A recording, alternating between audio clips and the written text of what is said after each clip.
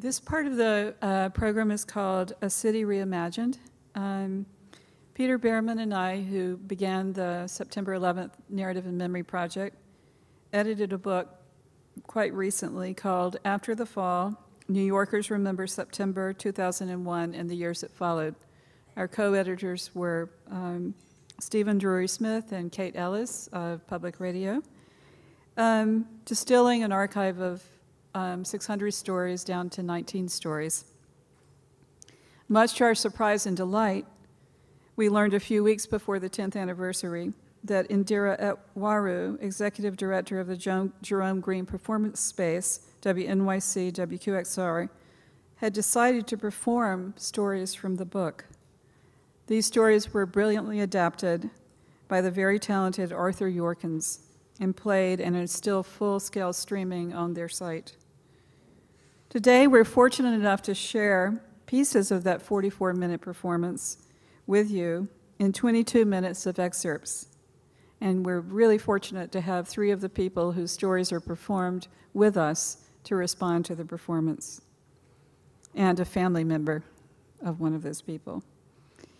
As this edit was done quickly for this event, you'll appreciate seeing the threads and stitches we used to quilt together this constantly changing quilt of collective memory, and you'll forgive us for being able to see those threads. I want to thank Cara Schaefer for making that work possible in a couple of days. We really see this as a way to honor the people who have come to us today, and after the performance, we will hear from them.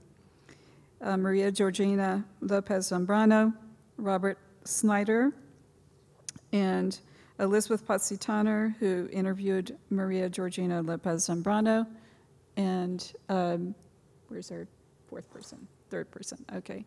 Zaheer Jaffery, who was interviewed for our collection, and his story did not make it into the final volume of the book, but his son's story, Salman, his incredible son's story, is represented in the play, and it's a unique honor. He's now living outside the United States.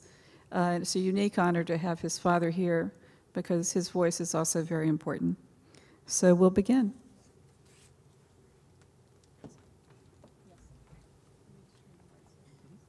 We can take house lights to half, and we can mute the podium mic.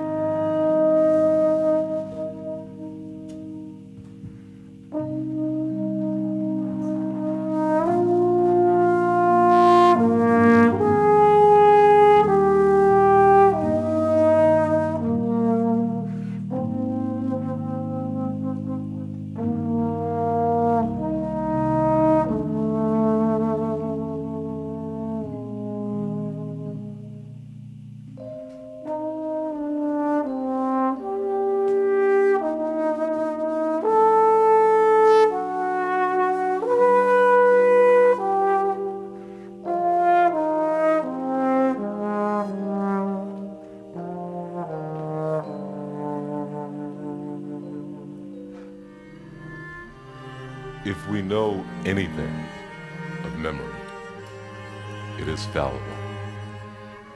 If we attempt to store, retain, recall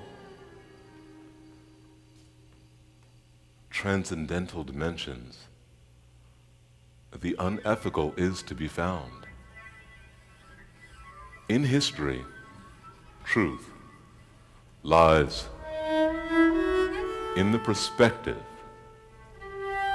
of those who have long given up the limitations of academic practice.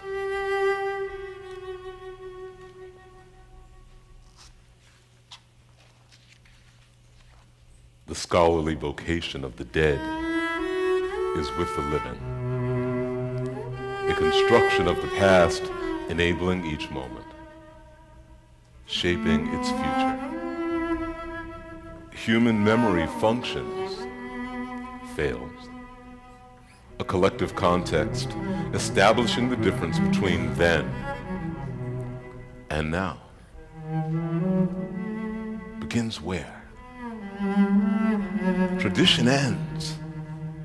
Sites of memory, any significant entity, whether material or non-material, in nature by dint of human will or the work of time, becomes a symbolic element of the heritage of community.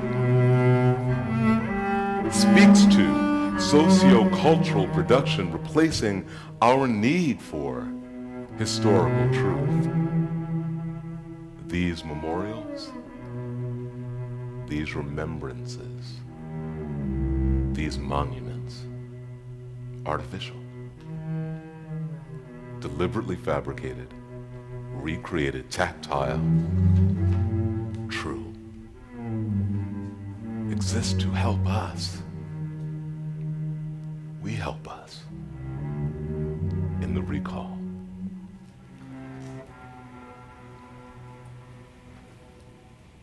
At 10 minutes to 9, I was debating about getting up. Do I want to go to work? I would get there late. If not, don't worry about it. I'll call the office. I was supposed to be at work at 8:30, and just through a total fluke, I woke up at 8:17. September 11th happened to be my 40th birthday. I got to work about 7:30, which is pretty normal. I was teaching 5th grade. It was actually the 3rd day of school. It was this beautiful, sunny, blue sky day. And that day, for some reason, the students were really wonderful. I finished reading to them, and then I asked them to take out their independent reading books and read individually. This is the only time in my life where the alarm clock was right next to my ear, but it was off. It had turned off, and that never happened before.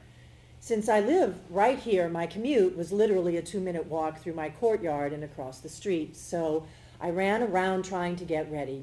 I had the Today Show on, which I usually have on in the morning.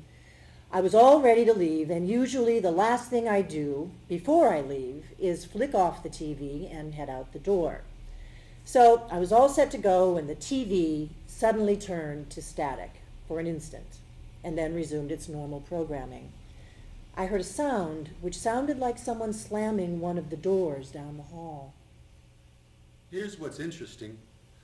I would always position myself on the platform for the 1 train in the most forward cab because the stairway at the 1 was right there. So it just saved time. I tried doing it this time, but at 7th Avenue there was a huge line of people on the platform. The train was running late, so I couldn't actually make it to that super spot in the 1st cab. I was in the 2nd or 3rd cab. I live in Queens, in Elmhurst. My work is in Church Street in Manhattan. I have to take 2 trains, the G train or R train, to lead me to Cortlandt Street, or I have to take the E train until Chambers. But in the morning, I take 1 hour and 10 minutes. Because of my disability, I take longer. So I have to take the train, so by 6 o'clock in the morning, I'd be at my work. I have a vending stand with candies, newspapers, sodas. Also, I have 12 machines, coffee and snacks and sandwiches. Sometimes I have to be strong because I cannot feeling ashamed or feeling bad because I'm making mistakes. I'm making a mistake because of my eyes, not because I want to do it.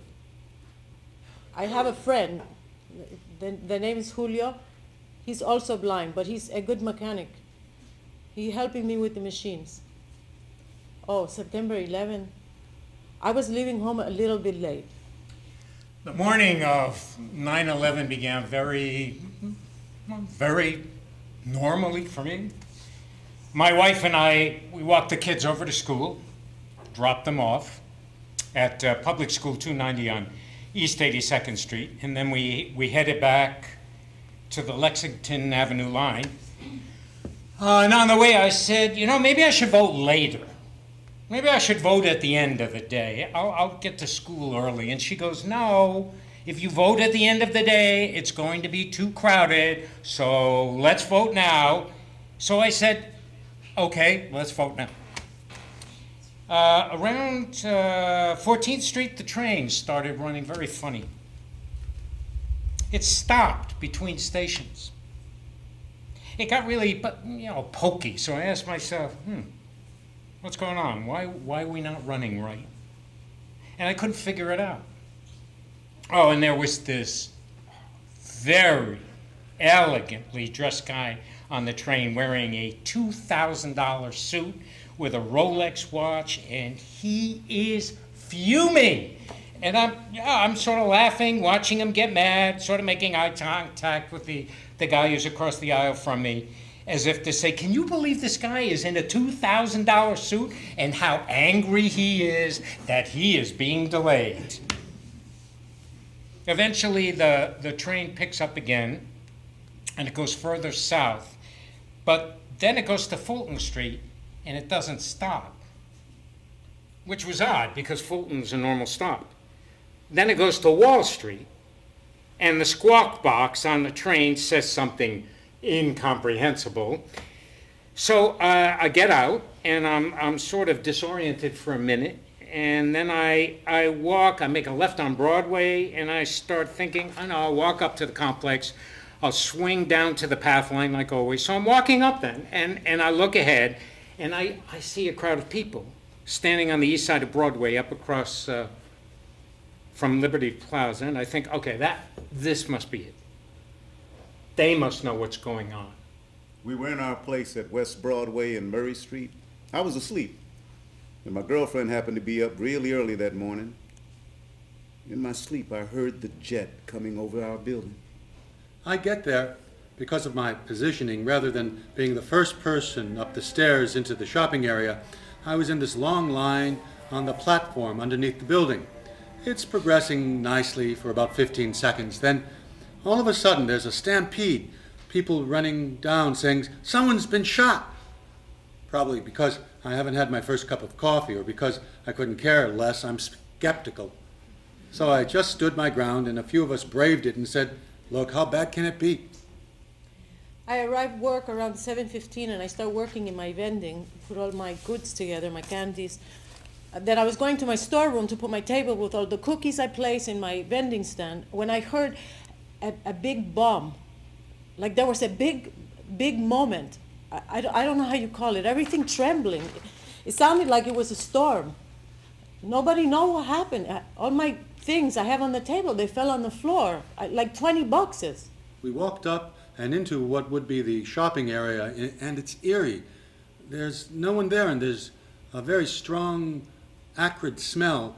I look left, and there's this guy being carried by two men. He had blood on his foot or something like that, and he seemed a little bit in shock.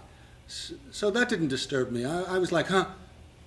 Then this gentleman walked by. I said, what's happened? My department pager went off, identifying that an airplane had hit. I looked up and I saw a red and orange fire and debris mixed in with the fire, very high up in the sky. I knew that there was something wrong. I thought that there was a bomb. I'm in the middle of the street. This is the first plane. I'm walking in a crowd, and all of us just look up. Finally, they start running. But imagine people running with nowhere to hide. They're running and nobody's screaming. Imagine that. That's the most frightening thing, at least to me, because that's to show how much of a shock you're in when you're running, not to even know where you're going to run to, and nobody's screaming. So I started to run. Everybody started screaming. No time to close my storeroom because everybody was screaming. So I come back to my vending stand and I tried to call Julio. I told him, something's wrong. No, I don't know what's going on. People are screaming, but nobody knows what's in there. Everybody says something different, like earthquake or hurricane or a terrorist. My life changed significantly. First and foremost, I lost my job. I mean, my job went away because the Winter Garden and the annex building were damaged. My job moved to New Jersey, and then they don't have the budget to keep me. Emotionally, I think everyone around us, we were all affected, and we all talked about it for a good 2 months afterward. The Sunday following was the first time it really hit me, and a sense of despair just came over me. But then something else happened, which was even more disturbing, because even beyond the day-to-day sorrow and the death and the trauma, things that affect you, who you are as a person, are become very powerful. So this whole question about who is responsible had a big impact. What does it mean to be a Muslim? What does it mean to be a Pakistani Muslim? What does it mean to be an American Muslim? Why are Muslims doing this? Are Muslims doing this? The terrorists were Muslim. I happen to be someone who was very soul-searching to begin with. I also know a lot about our history, and I'm a keen follower of foreign policy in the Middle East, and I've been active, I've written, I've read. So this was a very, very big question for me, and it continued from that day until today. The first couple of weeks, I did not leave my neighborhood. I was afraid. I wasn't afraid to be attacked. I was afraid to face someone who was belligerent, who would not counter, who I could not counter because it was such a moment of national grief. When people are upset, you can't say things to unupset them. So I kept a very low profile. Plus there were killings in Texas and Phoenix. A Sikh guy got killed in Phoenix. A Pakistani was killed in Houston. A couple of my friends got harassed. For a month and a half afterwards, I shaved every day. I hate shaving, and I do have a pretty thick beard, but I took no chances. I'm even afraid to admit this. No, actually, I'm not afraid. I'm not ashamed.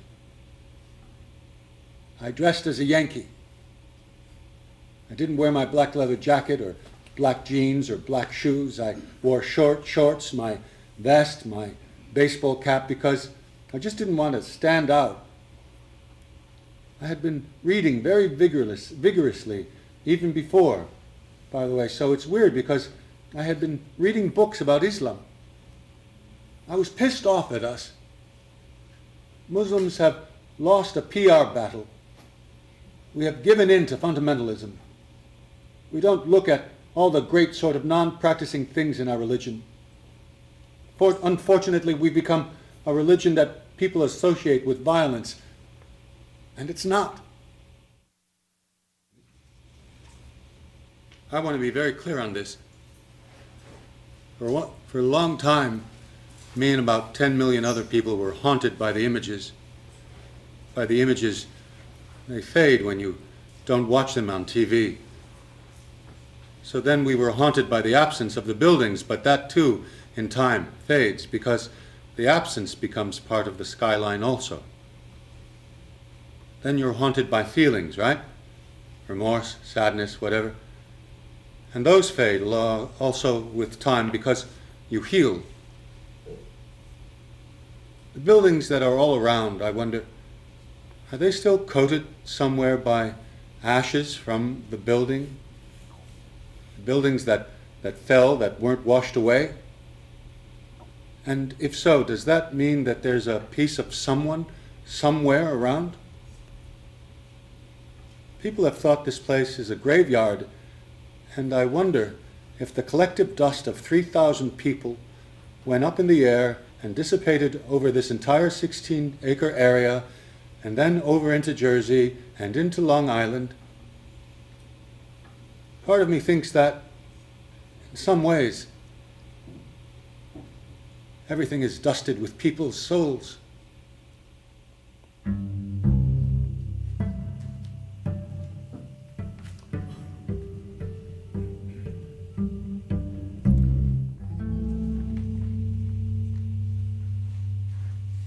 Oh yes, I sleep right now much better.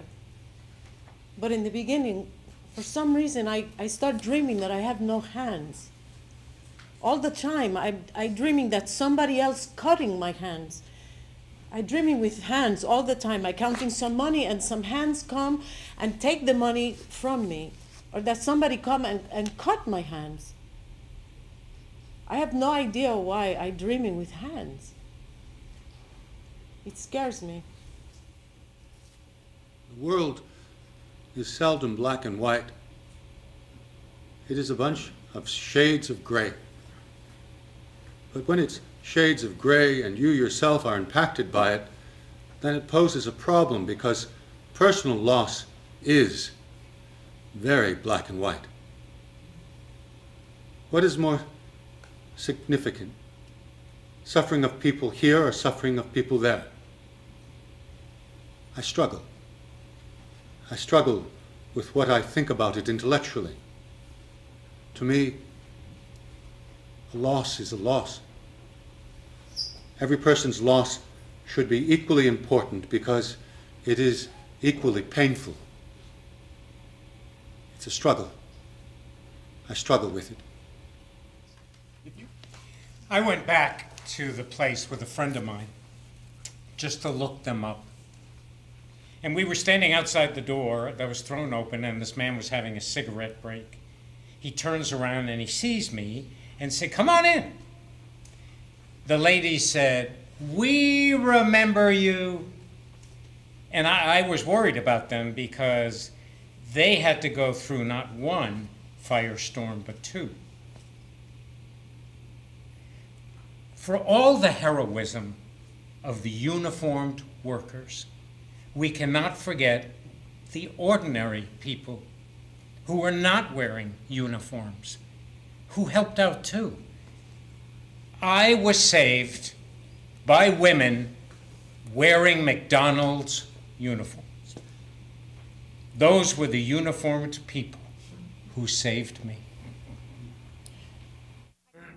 Peace. Peace upon all pious servants. Peace and grace. I know I am not alone. I face a blank wall of drought and clay, shaped by hands.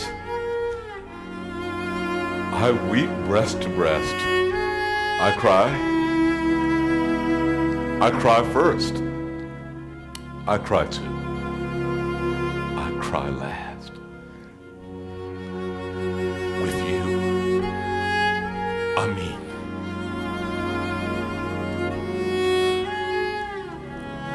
Abana alafi.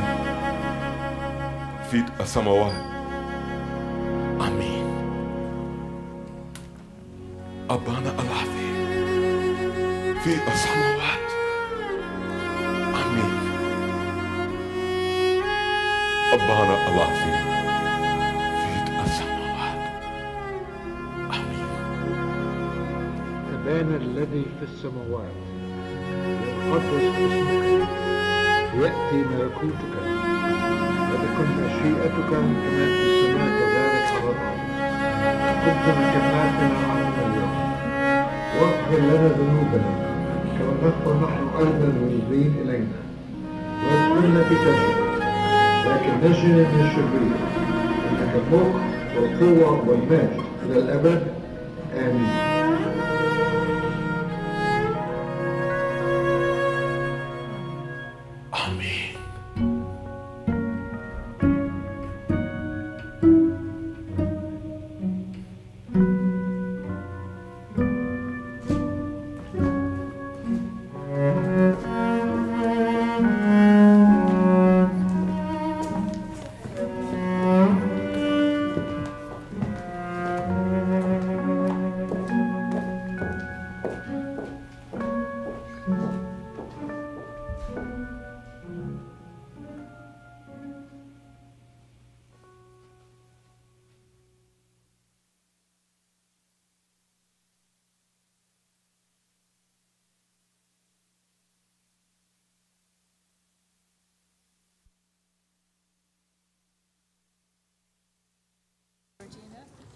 Oh, sorry.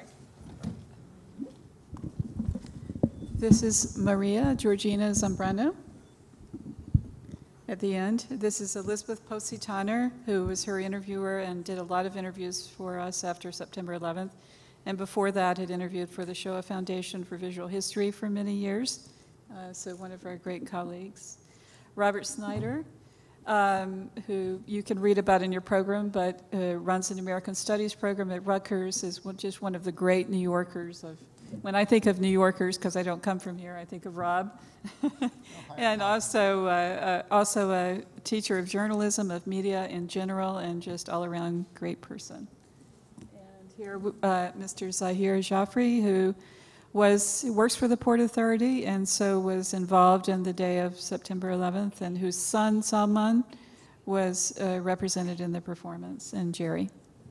So I think, Maria, because you need to leave first today to get back home in time, maybe the two of you can have a chat. Yeah, let me quickly introduce Maria Georgina.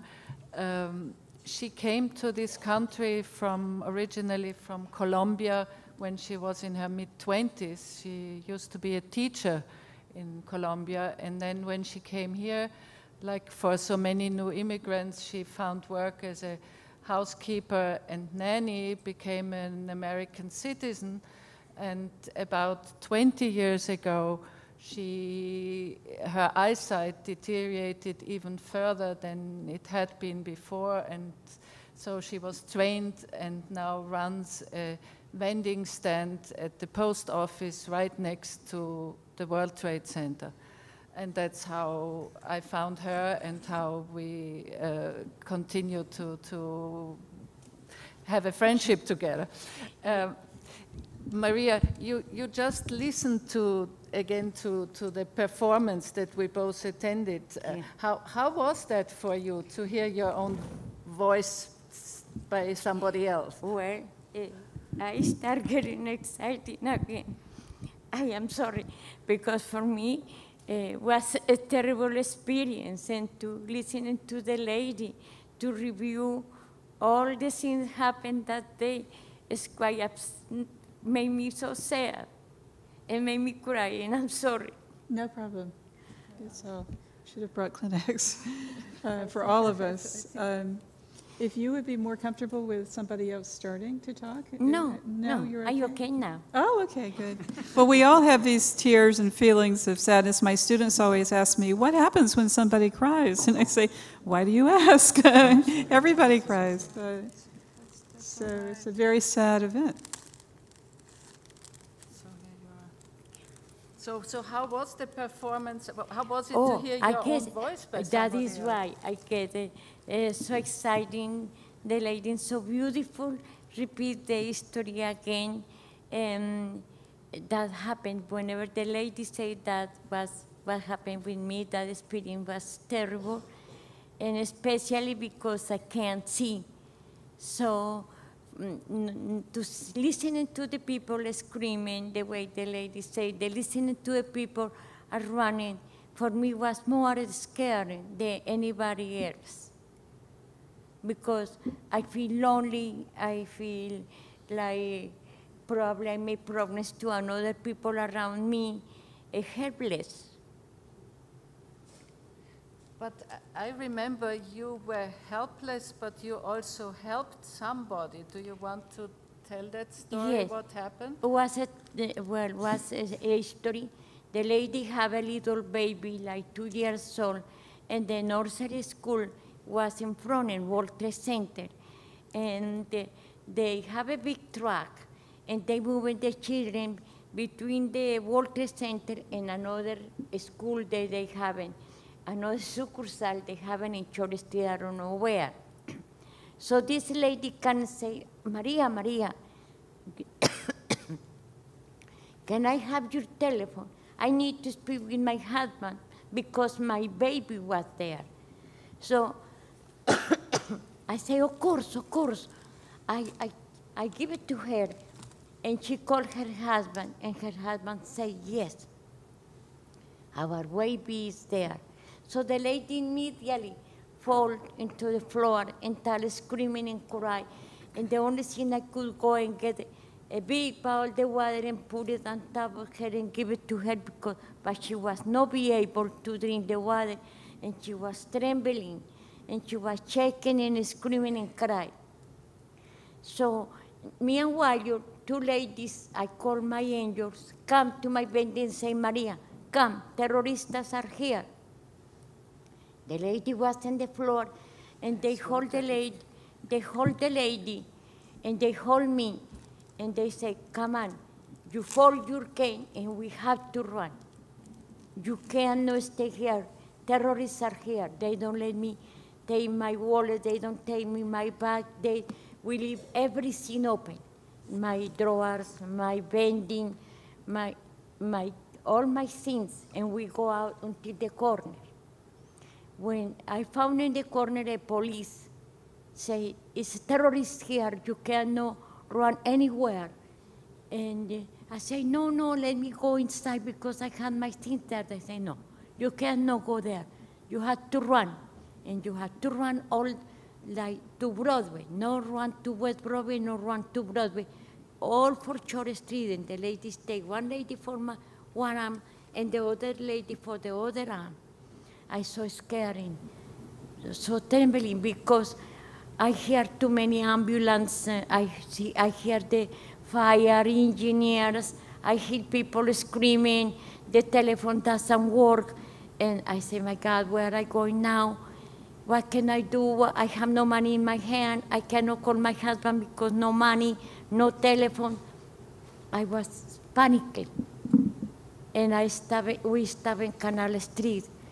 And I tried to get inside of the post office, and they don't let me talk, and they don't let me call anybody because anyway the telephone doesn't work.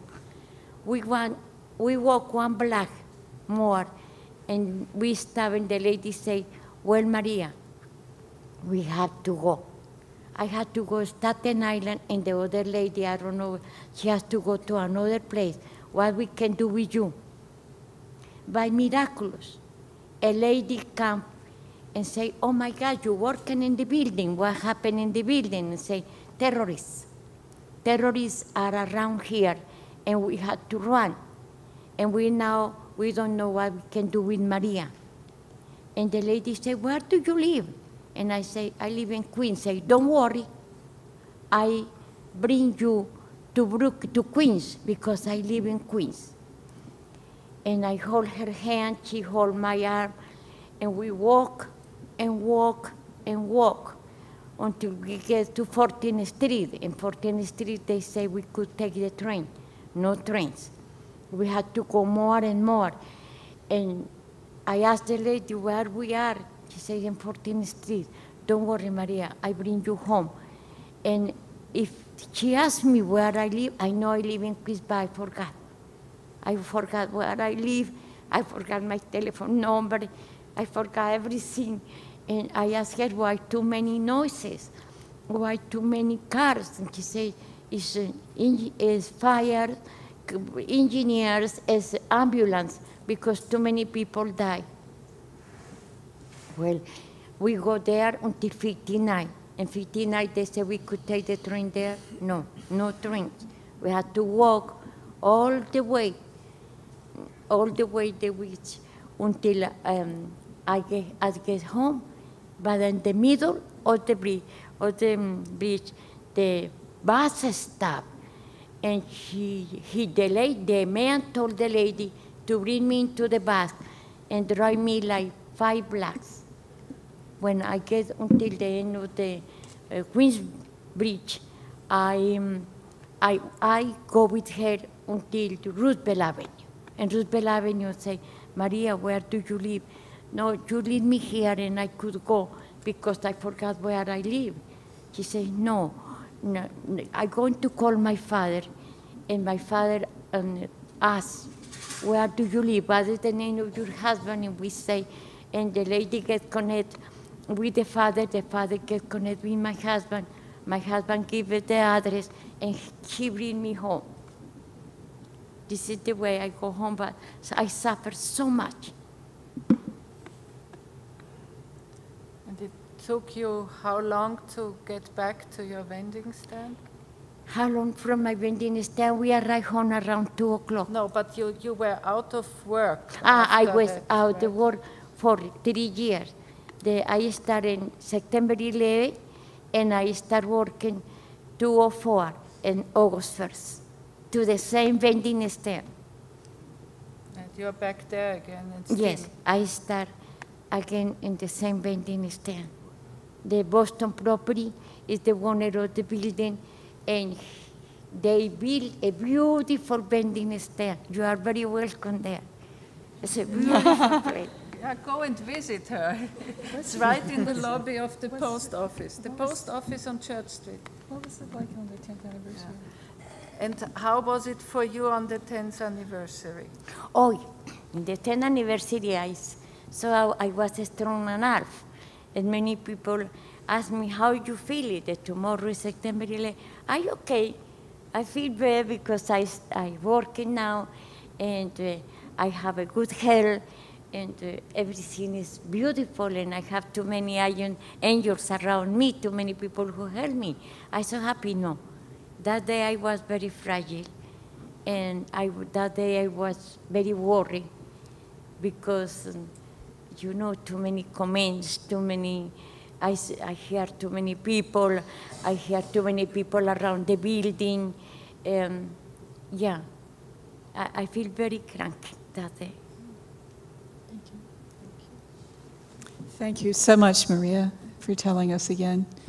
I'm glad you have your vending stand back, and I'm coming to visit you next week. My vending stand is beautiful. Okay. I bet it is. So, Rob, we've done this before, but you're a wordsmith, a historian of journalism and a director of American Studies, and you were caught up in the maelstrom of 9/11 very dramatically. So I wonder what it brings back for you to listen, to watch this performance, or how you respond to the performance. Personally, it was fascinating to see me performed. I thought I was much more earnest. I sound like more of a wise guy. I guess that's the truth.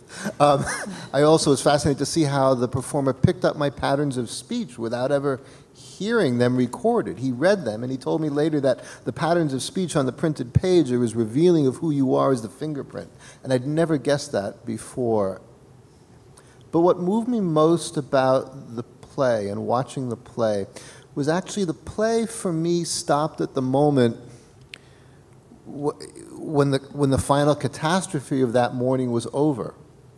And in some sense, it left for us to imagine, think about, consider what the follow-up to that catastrophe might have been. It left it open. It left it there for us to imagine and think about. And for me, it was very much a kind of liberating performance, because then I could reflect on what had happened, what hadn't happened, what I wished had been done differently, what had been done with the story of 9/11 one way or another. And it opened up a sense of possibilities, both about the day, the meaning of the day, and its impact on the city that enabled me to think anew in ways that I hadn't anticipated. So it's almost like a rerun of going back to that time. What do you wish had happened differently? There's a lot that I wish had happened differently, particularly with wars overseas, and most of all in Iraq. I also think that, and this frustrated me very, very deeply. On 9/11, I really believe I saw New Yorkers at their best. I saw ordinary people at their best. I saw them pulled out of their private shells, and I saw them help total strangers without regard to their creed, their religion, their politics.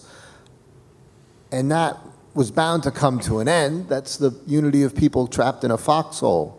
But then to see what we did with and for each other, then used to justify things that I never could have justified. To see people speak in my name as a survivor and then advocate things that I never would have advocated myself made me very, very angry. And I think it's one of the reasons that I try to speak about 9/11. I don't speak about it all the time, but I try to get my response to it in, because I really felt that the president and a lot of the families who've been around 9/11 memorial activities have represented a consensus that doesn't include me. And that makes me very, very angry. The second thing that I wish had come out of the day was something that was really hammered home to me when things really began to break.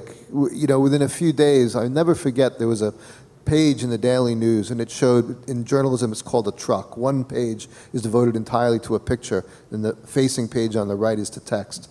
And the picture on the left showed all these iron workers getting ready to go down into the site. And we all believed it was still going to be possible to rescue people, that they would be found deep inside there. And the headline above it said, "A People's Army." And that's exactly how I felt. That ordinary people who had come to the fore on 9/11, and I'd seen it happen again and again and again. Now, the very same guys who had built those buildings, some of whom included some of my best friends' dads, were going to go down there and use their knowledge, use their strength, use their courage to pull people out. And it didn't happen. Everybody inside was dead. And yet, for me, the turns and twists that the city's taken in the decades since 9/11, having kept faith with the ordinary people who proved to be its great strength on the immediate days of the attacks and the aftermath. New York City, in its economic policies, and its housing costs, and its development patterns, is a city ever less friendly to the working class people, cops, firefighters, construction workers, teachers, nurses, medical techs, ambulance drivers, who stepped forward in the greatest moment of crisis. And that, in addition to the first betrayal by the president, still seems to me like a second betrayal of some of the great possibilities of 9/11.